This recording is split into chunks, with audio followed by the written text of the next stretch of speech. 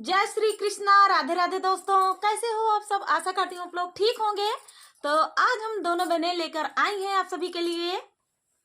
सोहर का उठान गीत। तो सुनिएगा और बताइएगा कैसा लगा। बहुत ही जबरदस्त सोहर का उठान गीत सुनिएगा और बताइएगा कैसा लगा। तो देर न करते हुए चलिए सुनाते हैं।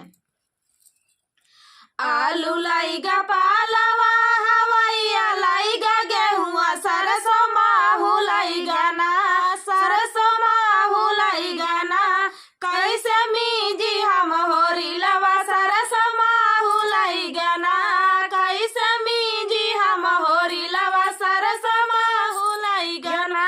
आलू लाइगा पालवा हवैया लाइगा गेहुआ सरसों माहू लाइगा ना सरसों माहू लाइगा ना कैसे मीजू हम होरी लवा सरसों माहू लाइगा ना कैसे मीजी हम होरी लवा सरसों माहू लाइगा ना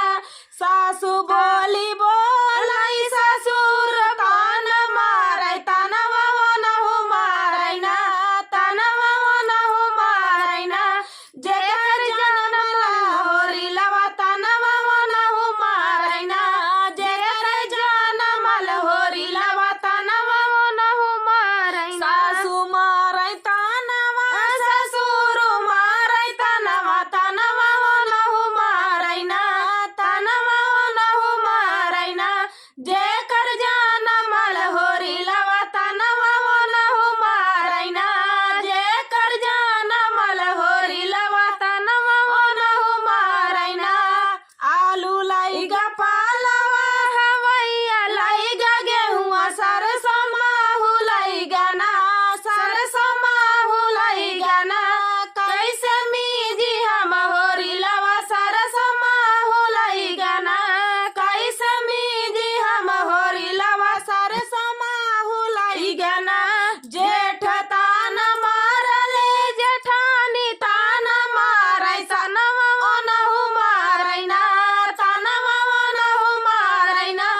जेकर जनम होरी लवा तनवा नहु मारै ना जेकर जनम होरी लवा तनवा नहु मारै ना आलू लाइगा पालवा हवैया लाइगा गेहुआ सरसों माहू लाइगा ना सरसों माहू लाइगा ना कैसे मीजी हम होरी लवा सरसों माहू लाइगा ना कैसे मीजी हम होरी लवा सरसों माहू लाइगा ना देवर तान मारली देवरानी तान मारै तनवा नहु मारै ना तनवा नहु मारै ना जेकर जनम होरी लवा तनवा नहु मारै ना जेकर जनम होरी लवा तनवा नहु मारै ना आलू लाइगा पालवा हवैया लाइगा गेहुआ सरसों माहू लाइगा ना सरसों माहू लाइगा ना कैसे मीजी हम होरी लवा सरसों माहू लाइगा ना कैसे मीजी हम होरी लवा सरसों माहू लाइगा ना। तो दोस्तों ये प्यारा सा गीत आप सभी को कैसा लगा कमेंट में बताना दोस्तों। तो मिलते हैं नेक्स्ट वीडियो में, तब तक के लिए नमस्कार।